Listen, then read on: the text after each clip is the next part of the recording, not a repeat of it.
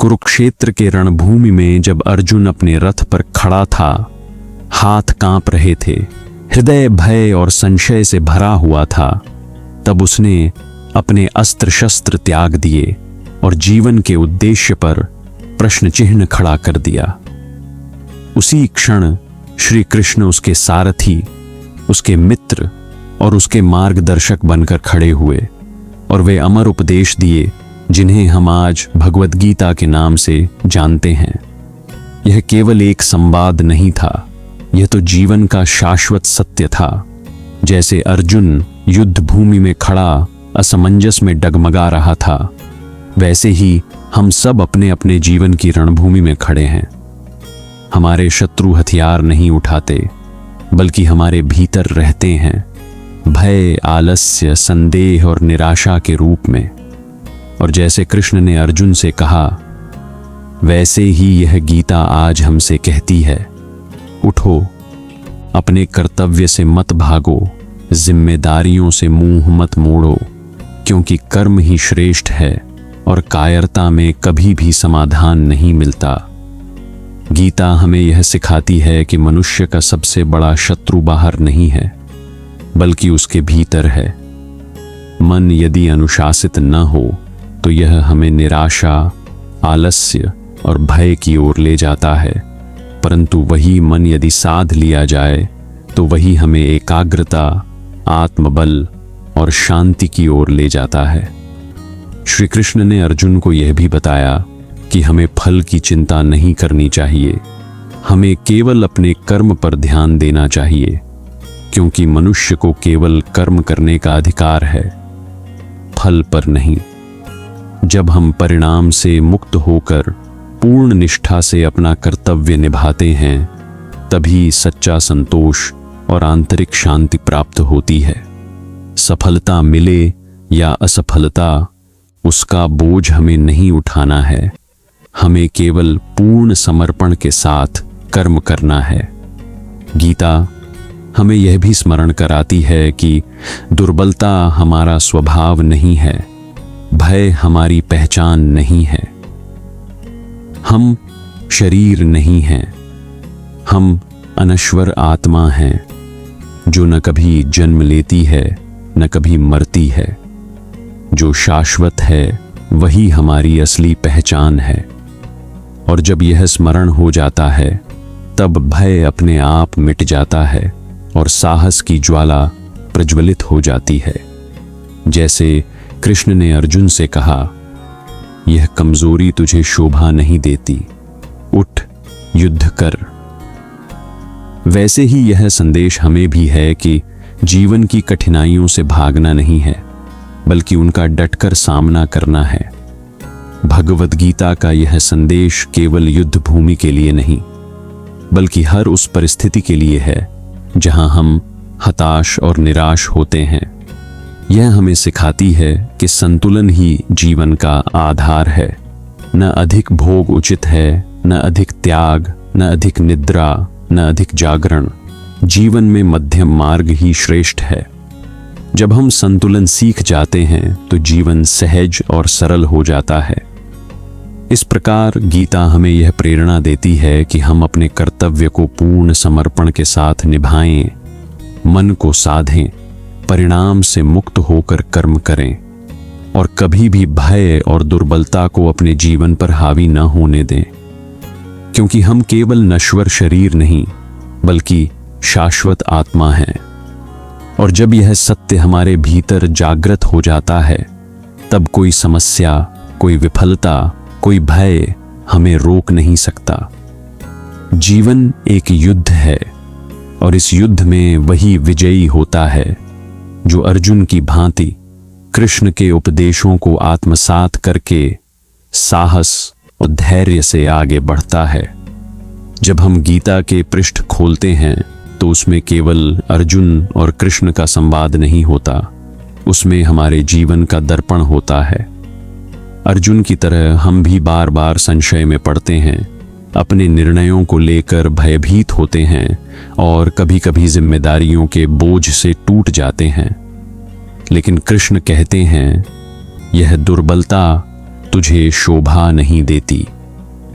यह केवल शब्द नहीं थे, बल्कि वह अमर पुकार थी जो आज भी हमारे भीतर गूंजती है। यह स्मरण कराती है कि मनुष्य का जन्म केवल विलाप करने के लिए नहीं हुआ, बल्कि कर्म करने के लिए हुआ है। जीवन कठिन अवश्य है, परंतु उससे भागकर शांति नहीं मिलती, उसका सामना करके ही आत्मबल मिलता है। गीता हमें सिखाती है कि हर समस्या का समाधान हमारे भीतर ही छिपा है। जब मन विचलित होता है तो बाहर का संसार अराजक प्रतीत होता है, पर जब मन शांत होता है तो बाहरी कोलाहल भी हमें विचलित नहीं कर पाता।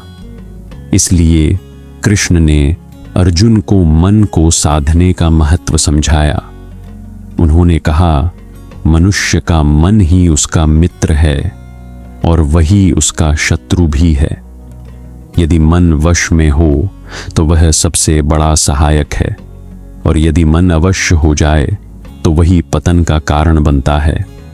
इसलिए आत्मसंयम ही सच्चा बल है।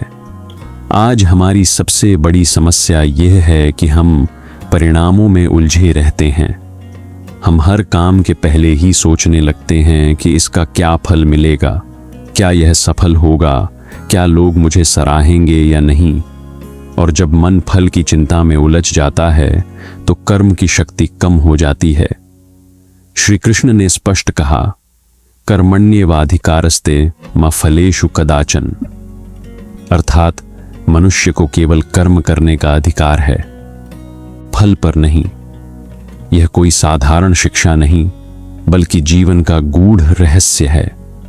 जब हम फल की आसक्ति से मुक्त होकर केवल अपने कर्तव्य पर ध्यान देते हैं, तब भीतर से इतनी शांति और शक्ति मिलती है कि हम किसी भी परिस्थिति का सामना कर सकते हैं। सोचिए, यदि किसान हर समय यही सोचता रहे कि फसल होगी या नहीं, वर्षा होगी या नहीं, तो वह खेत में बीज ही न डाले, परंतु वह बीज डालता है क्योंकि यही उसका धर्म है।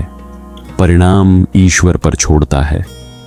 इसी तरह हमारा कर्तव्य है कि हम अपने जीवन में कर्म करते रहें, पूरी निष्ठा और समर्पण से।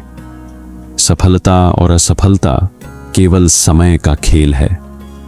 मनुष्य का वास्तविक मूल्य उसके कर्म में है, उसके प्रयत्न में है, न कि परिणाम में। गीता हमें यह भी बताती है कि भय केवल एक भ्रम है। अर्जुन युद्ध से भयभीत था, उसे अपने परिजनों की हत्या का भय था, अपने कर्तव्य से विमुख होने का मोह था। लेकिन कृष्ण ने उसे आत्मा का रहस्य समझाया।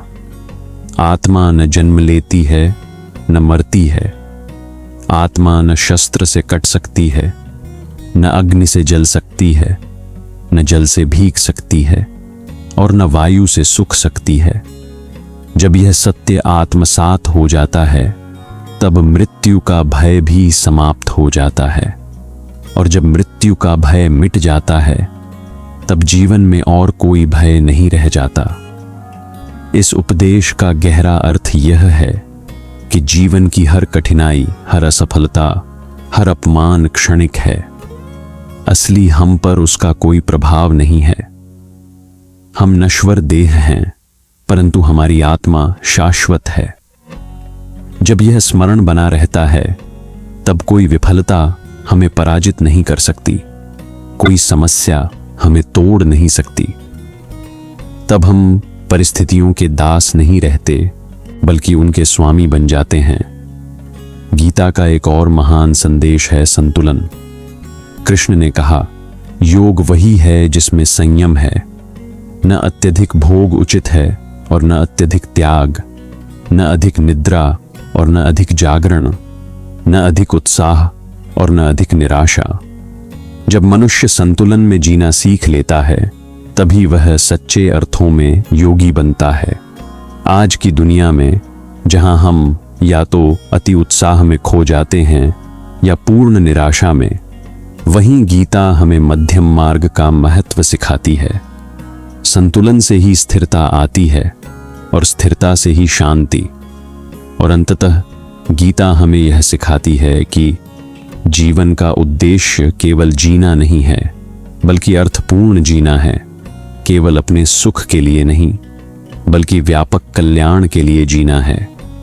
अर्जुन का युद्ध केवल उसके लिए नहीं था, बल्कि धर्म की रक्षा के लिए था। उसी प्रकार हमारा जीवन भी केवल हमारे लिए नहीं, बल्कि समाज, परिवार और संपूर्ण जगत की भलाई के लिए है।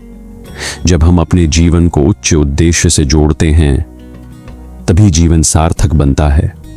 इसलिए हे मित्रों, जब भी जीवन की कठिनाइयां आपको तोड़ने लगें, जब भी संदेह और भय आपके हृदय को जकड़ लें, तब श्री कृष्ण की वाणी को स्मरण करो।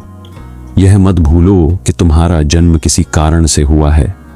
तुम्हारे जीवन का भी एक धर्म है, एक कर्तव्य है। भय को त्यागो, संशय को जलाओ, आलस्य को दूर करो और पूरी शक्ति के साथ आगे बढ़ो। कर्म ही तुम्हारा धर्म है और धर्म ही तुम्हारी विजय है।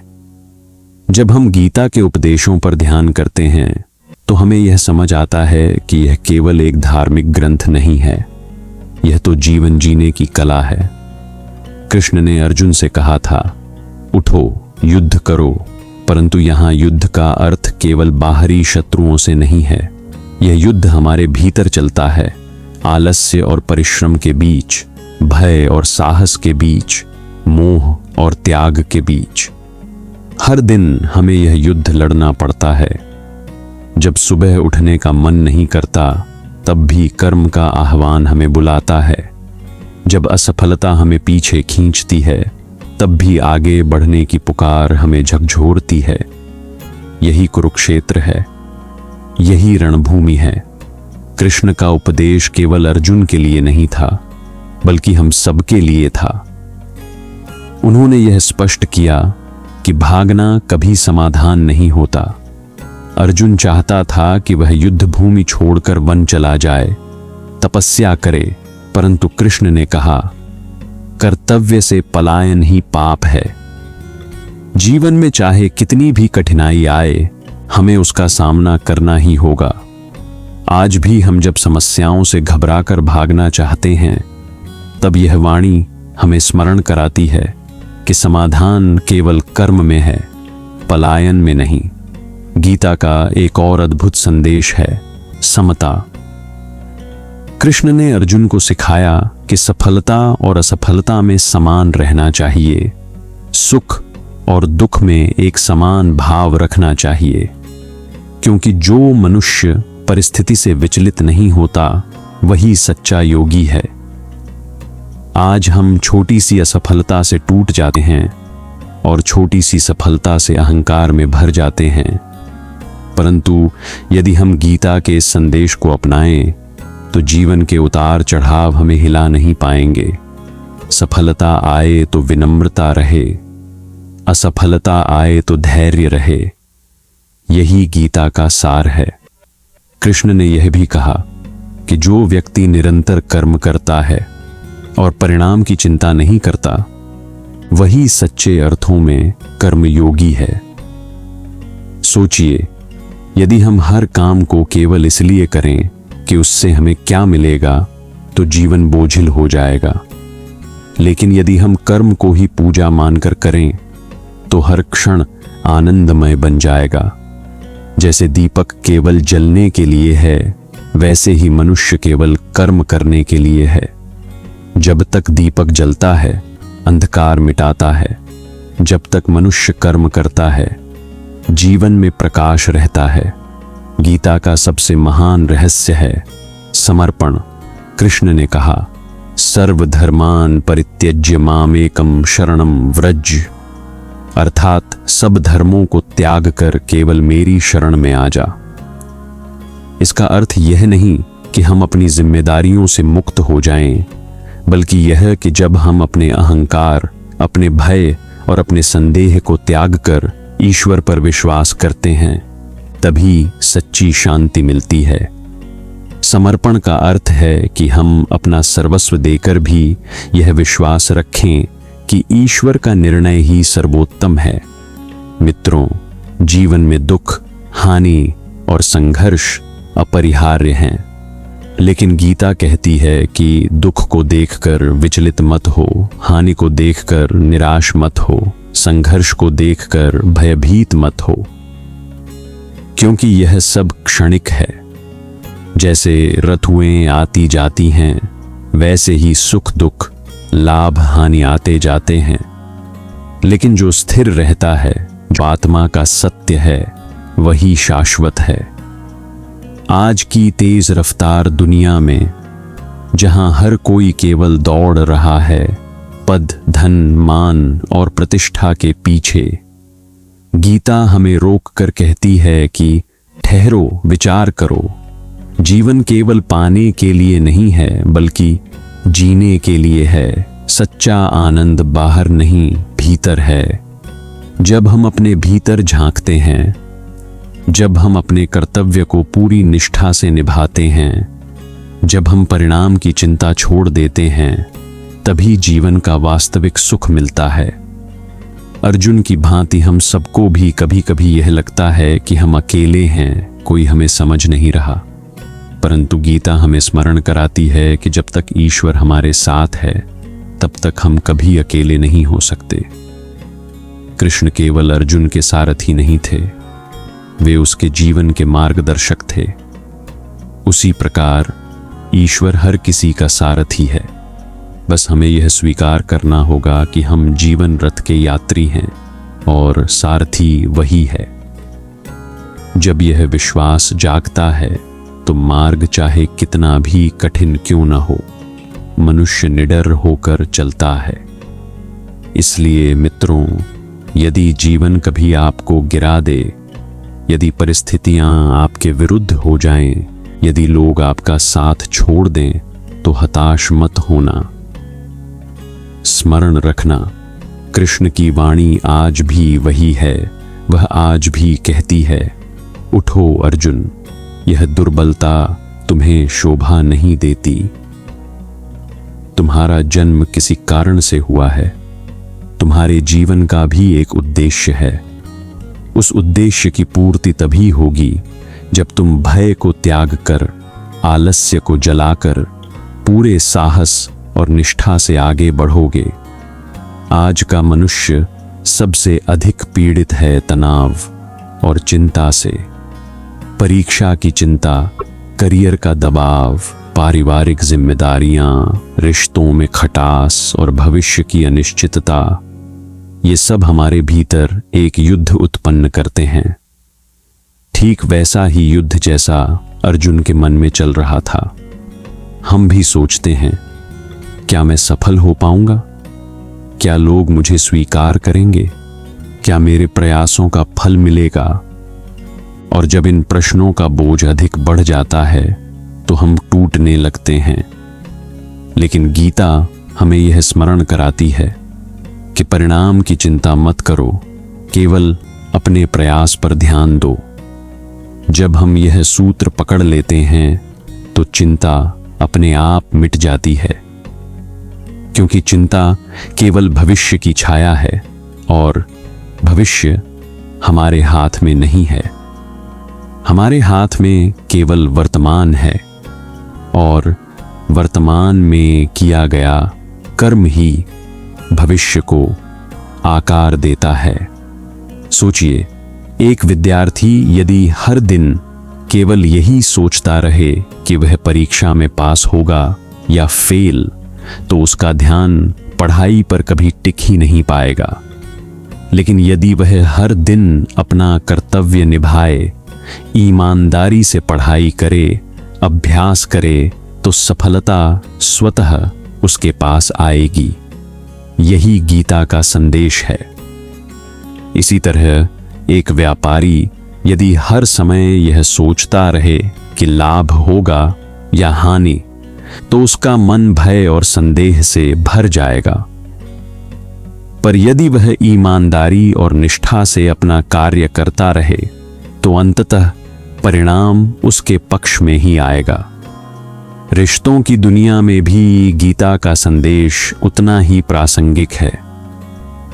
आज अधिकांश लोग अपेक्षाओं के कारण दुखी हैं।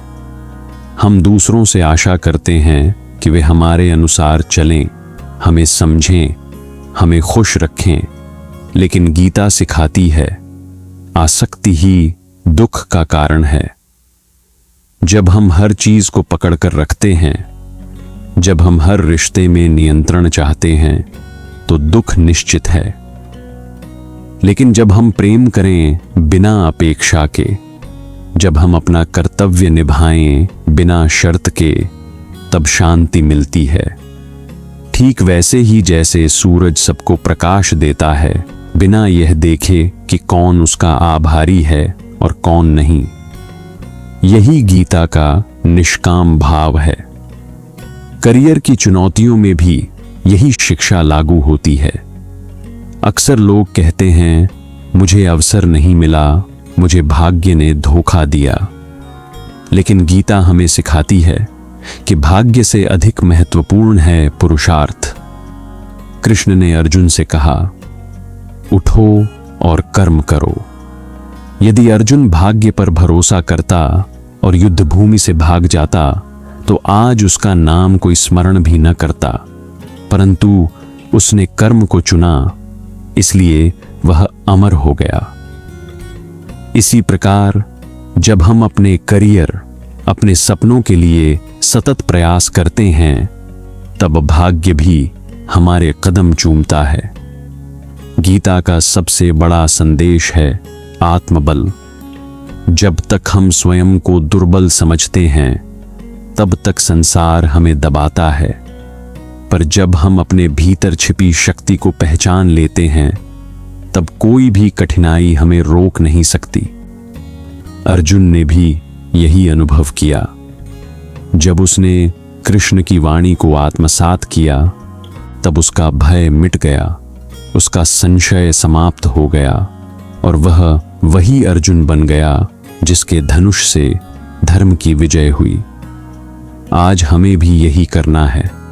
जब असफलता हमें निराश करे, जब समाज का उपहास हमें तोड़ दे, जब परिस्थिति प्रतिकूल हो जाए, तो हमें यह स्मरण करना होगा कि हम केवल यह शरीर नहीं हैं, हम शाश्वत आत्मा हैं। हमारी असली शक्ति बाहर नहीं, भीतर है। और जब यह स्मरण प्रबल हो जाता है, तब असंभव भी संभव हो जाता है। मित्रों, गीता कोई ग्रंथ मात्र नहीं है जिसे पूजा के लिए अलमारी में रखा जाए।